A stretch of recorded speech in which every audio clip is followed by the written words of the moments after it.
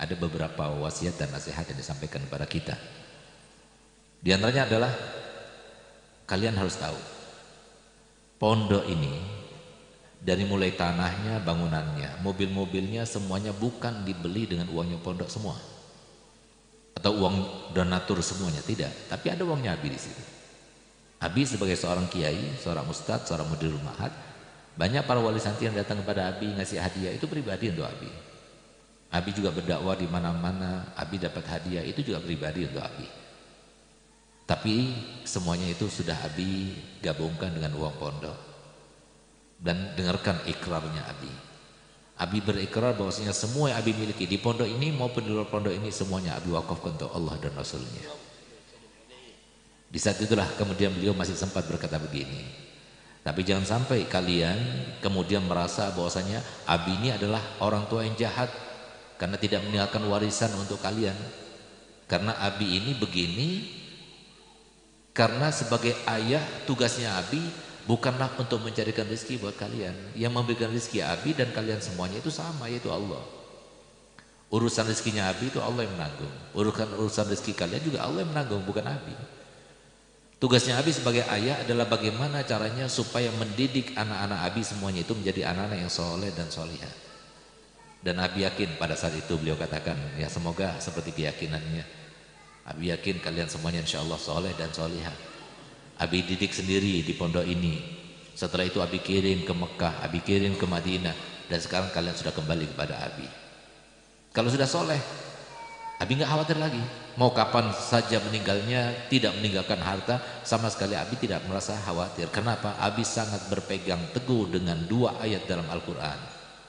Yang pertama Allah Ta'ala firman, wa huwa yatawalla sholihin. Allah sedia akan mengurus orang soleh. Urusan dunianya, urusan tetek bengeknya, urusan finansialnya, urusan apa saja semuanya kalau sudah soleh Allah sedia akan mengurus. Nggak perlu dia itu pontang-panting kemana-mana dan sebagainya, Allah sedia akan mengurus asalkan dia orang soleh. Ayat yang kedua yang dijadikan sebagai landasan dan sandaran oleh saya punya abah, sehingga dengan mudahnya beliau itu dengan mantapnya tanpa pikir-pikir lagi, lancar ucapannya ketika beliau mengikrarkan wakaf seluruh hartanya, adalah firman Allah Ta'ala yang berbunyi, innal ardo yarisuha ibadiyas sholihun.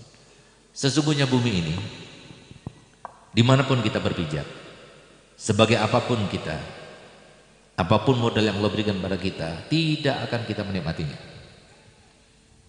Kita punya istri yang cantik, nggak bakal kita menikmatinya. Kita punya harta yang melimpah yang banyak, nggak bakalan kita menikmatinya.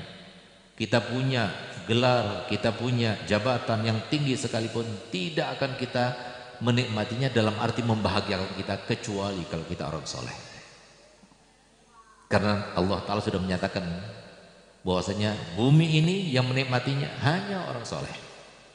Kalau tidak soleh, nggak bakal dia akan mendapatkan nikmat. Sesuai dengan apa yang disampaikan Allah Ta'ala dalam Al-Quran, di dalam firman-Nya tersebut bukan cuma diawali dengan sumpah, tapi beberapa kali sumpah. Allah Ta'ala firman dalam Al-Quran, la uqsimu bihadzal balad wa anta hillun bihadzal balad wa walidin wa ma walad laqad khalaqnal insana fi kabad. Demi kota yang mulia ini, yaitu kota haram yang engkau tinggal di dalamnya, demi Nabi Muhammad maksudnya. Wa walidin wa walad, demi semua orang tua yang pernah melahirkan dan yang tidak pernah melahirkan. Aku ciptakan manusia semuanya dalam kesusahan. Hanya orang soleh yang tidak susah. Hanya orang soleh yang menikmatinya. Saya di kota ini pernah bertemu dengan satu orang yang pengakuannya dia mengatakan istrinya itu tercantik di kota Malang. Nggak usah disebutkan siapa dia, itu ghibah itu namanya. Di mana beliau katakan, demi Allah, Dip, kalau istri saya ini sekarang ini telanjang, syahwat pun tidak ada. Kenapa? Karena terlanjur tidak solehah. Sehingga apa? Dia tidak menikmati suaminya dan dia juga tidak menikmati istrinya. Begitu pula harta benda yang banyak, silahkan kita punya harta benda yang banyak. Selama kita belum menjadi orang soleh dan solehah, tidak akan kita menikmatinya. Sudah dipastikan.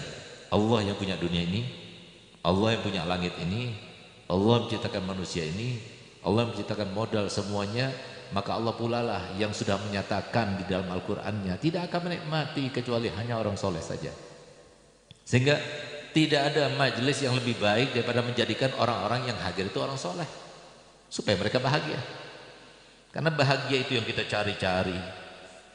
Bahkan kita tuh potang-panting cari gelar setinggi-tingginya, cari jabatan setinggi-tingginya, cari harta benda seluas-luasnya, cari pengaruh yang selebar-lebarnya, semuanya itu kita cari, itu tujuannya satu, supaya bahagia. Padahal bahagia itu ternyata sebuah hal yang sifatnya itu relatif. Allah berikan kepada orang yang gak punya, Allah berikan. Orang yang punya juga Allah berikan. Karena bahagia itu ternyata bukan finansial. Bahagia itu bukan ketampanan. Berapa banyak orang yang tampan tapi gak bahagia. Berapa banyak orang yang kaya raya tapi gak bahagia hidupnya.